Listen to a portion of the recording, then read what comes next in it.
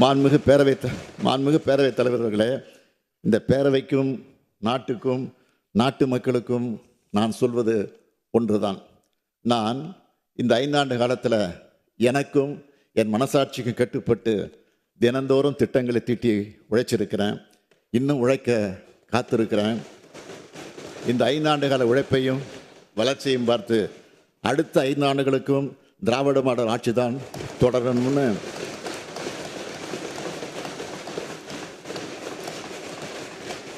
அடுத்த 5 ஆண்டுகளுக்கும் திராவிட மாடல் ஆட்சி தான் தொடரணும்னு தமிழ்நாட்டு மக்கள் முடிவு பண்ணிட்டாங்க. எனக்கு என்னை விட தமிழ்நாட்டு மக்கள் மேலே கூடுதலான நம்பிக்கை இருக்குது. உறுதியாக சொல்கிறேன், நாங்கள் தான் மீண்டும் வருவோம். நாங்கள் தான் மீண்டும் வருவோம். மீண்டும் மீண்டும் வருவோம். மீண்டும் வெல்வோம். மீண்டும் செல்வோம். மீண்டும் வெல்வோம். மீண்டும் வெல்வோம். நன்றி.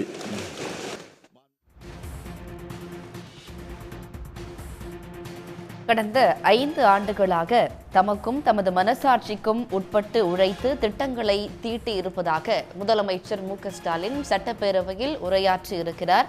கடந்த 5 ஆண்டு கால உழைப்பை பார்த்து அடுத்த 5 ஆண்டுகளுக்கும் திராவிட மாடல் ஆட்சியே தொடர மக்கள் விரும்புவதாகவும் முதலமைச்சர் மு.க.ஸ்டாலின் குறிப்பிட்டு பேசியிருக்கிறார். மேலும் ஆளுநர் உரைக்கு நன்றி தெரிவிக்கும் தீர்மானம் சட்டப்பேரவையில் நிறைவேறியிருக்கிறது.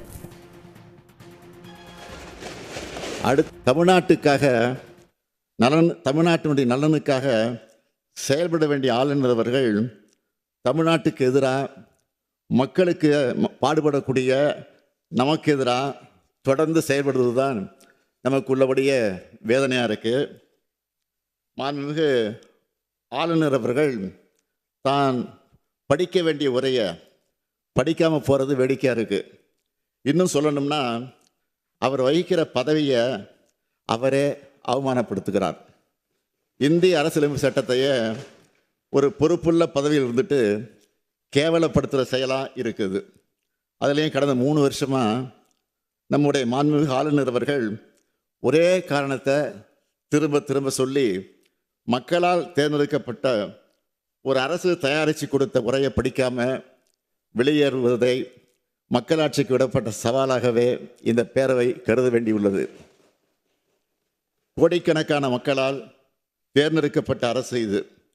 கோடிக்கணக்கான மக்களுடைய விருப்பங்களுக்கு ஏற்ற வகையில் செயல்படக்கூடிய அரசு இது. ஆளுநர் உரை தொடங்கும் போது தமிழ்த்தாய் வாழ்த்து பாடுறதும் முடிவுறும் போது நாட்டுப்பண் பாடுறதும் தான் தமிழ்நாடு சட்டமன்றத்தினுடைய மரபு. முதலிலேயே நாட்டுப்பண் பாடவில்லை என்பதே திரும்ப திரும்ப குற்றச்சாட்டாக அவர் சொல்லிட்டு வரார்.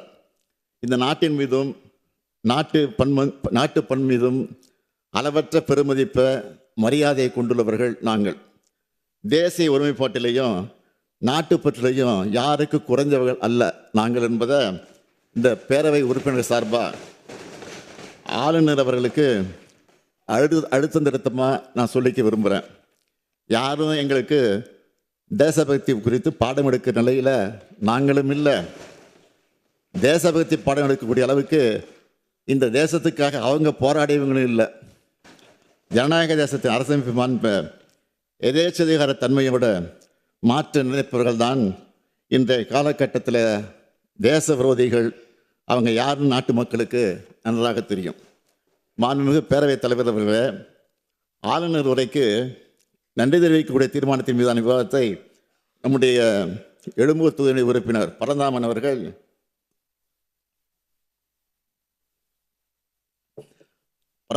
தொடங்கி நிறைவாக மாண்புமிகு எதிர்க்கட்சி துணைத் தலைவர் அவர்களோட பேசியிருக்கிறாங்க. ஆளுநர் உரைக்கு நன்றி தெரிவிக்கக்கூடிய தீர்மானத்தின் மீதான விவாதத்திற்கு பதிலளிக்க வேண்டிய நான் இன்று ஆளுநருக்கு விளக்கமளிக்க வேண்டிய நிலையில் பேசக்கூடிய நிலையில் நின்று கொண்டிருக்கிறேன். இது பேரறிஞர் பெருந்தகை அண்ணாவும் முத்தமிழறிஞர் கலைஞரும், இன்னும் சொன்னால் மக்கள் திலகம் எம்ஜிஆரும் அம்மையார் ஜெயலலிதா அவர்களும் எதிர்கொள்ளாத நெருக்கடி இது. அவங்க காலத்தில் இருந்த ஆளுநர் கூட இப்படி இல்லை. ஆனால் முரண்பாடுகள் இதயத்தில் இருந்தாலும் அதை ரணமாக்கு வகையில் செயல்பட்டதில்லை. அந்த வகையில் அந்த வகையில் அளவுக்கு அதிகமான சோதனைகளை எதிர்கொண்டவனாக நான் நின்று கொண்டிருக்கிறேன். என்னை பொறுத்த வரைக்கும் சோதனைகள் எனக்கு புதிதல்ல. சோதனைகளை வென்று வளர்ந்தவன் நான். என்னை சீண்டி பார்ப்பவர்கள் மனசுக்குள்ள மகிழ்ச்சி அடையலாமே தவிர அது என்னை எதுவும் செய்ய முடியாது. மாண்புமிகு ஆளுநர் அவர்கள் தன்னுடைய உரையை வாசிக்காம வெளியேறினது ஏன் என்பதற்காக 13 குற்றச்சாட்டுகளோட ஒரு அறிக்கையை ஆளுநர் மாளிகை வெளியிட்டிருக்கு. நான் அவருக்கு சொல்ல விரும்புவது, கடந்த நிதியாண்டில் 11.19 விழுக்காடு அளவுக்கு நாட்டிலேயே உயரிய பொருளாதார வளர்ச்சியை தமிழ்நாடு அடைஞ்சிருக்கு. 14 ஆண்டுகளுக்கு பிறகு தமிழ்நாடு மீண்டும் இரட்டை இலக்க பொருளாதார வளர்ச்சியை எட்டியிருக்கு. இதை சொல்றது நாங்கள் அல்ல, ஒன்றிய அரசின் புள்ளியியல் துறை. ஆளுநர் கேள்வி கேட்கணும்னா அவரை இங்கே அனுப்பி வச்சாங்களே ஒன்றிய அரசு, அவங்கள தான் போய் கேட்கணும். உடனுக்குடன் செய்திகளை தெரிந்து கொள்ள சன் நியூஸ் பெல் ஐகானை கிளிக் பண்ணுங்க.